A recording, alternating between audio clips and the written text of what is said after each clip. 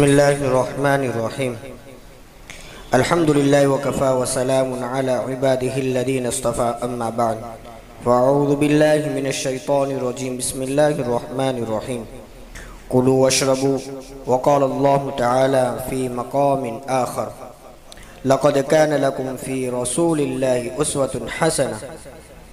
سبحان ربك رب العزة عما يصفون وسلام على المرسلين والحمد لله رب العالمين. اللهم صل على سيدنا محمد وعلى آل سيدنا محمد وبارك وسلم.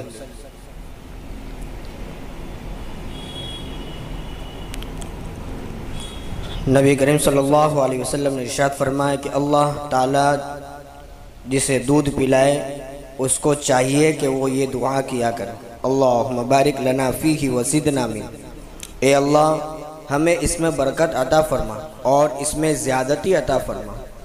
نبی صلی اللہ علیہ وسلم نے فرمایا کہ میں خوب جانتا ہوں کہ کوئی ایسی چیز نہیں جو کھانے اور پینے دونوں کی طرف سے کافی ہو جائے سوائے دودھ کے.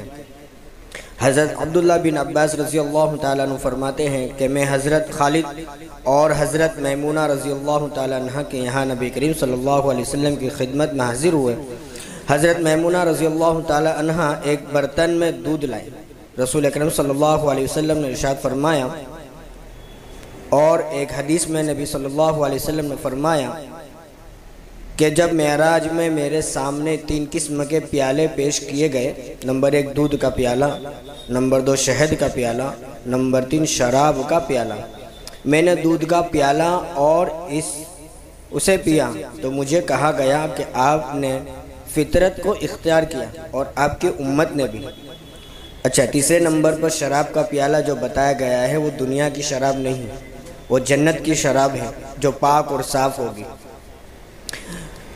برا رضی اللہ تعالیٰ عنہ فرماتے ہیں کہ جب نبی پاک صلی اللہ علیہ وسلم اور حضرت ابوبکر رضی اللہ تعالیٰ عنہ دونوں مکہ مکرمہ سے مدینہ منورہ ہجرت کے موقع پر تشریف لے جا رہے تھے تو حضرت ابوبکر صدیق رضی اللہ تعالیٰ عنہ نے فرمایا کہ آپ صلی اللہ علیہ وسلم کو پیاس لگی ہوئی تھی اور ہم چرواہوں کے پاس سے گزر رہے تھے، تو میں نے ایک پیالہ دودھ حاصل کیا اور آپ کی خدمت میں پیش کیا اور آپ صلی اللہ علیہ وسلم نے اس کو نوش فرمایا.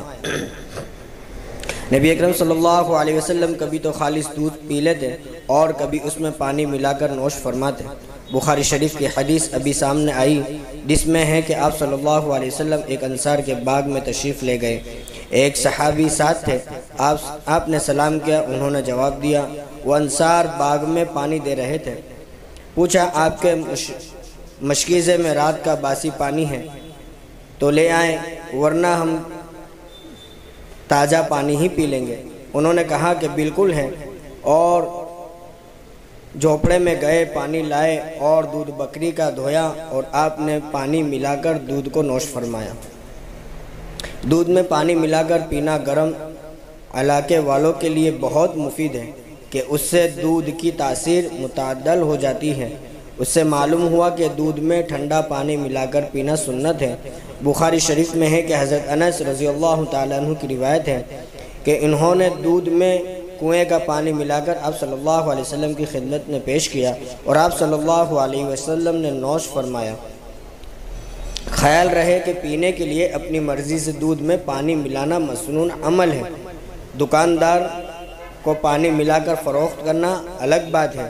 ایک حدیث میں آتا ہے کہ حضرت عبداللہ ابن عباس رضی اللہ تعالیٰ عنہ فرماتے ہیں کہ مشروبات میں دودھ آپ صلی اللہ علیہ وسلم کو بہت مرغوب تھا.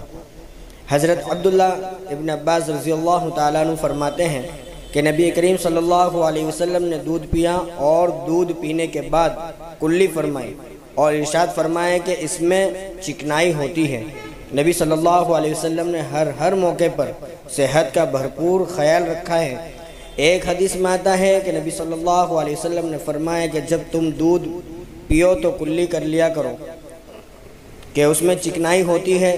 دودھ کے بارے میں یہاں تک کہ فرمایا کہ اگر آپ کو کوئی دودھ کا ہدیہ پیش کرے تو واپس نہ کرو، کیونکہ حدیث شریف میں آتا ہے کہ 3 چیزوں کا ہدیہ واپس نہیں کیا جاتا: نمبر 1 دودھ، نمبر 2 تکیہ، نمبر 3 تیل.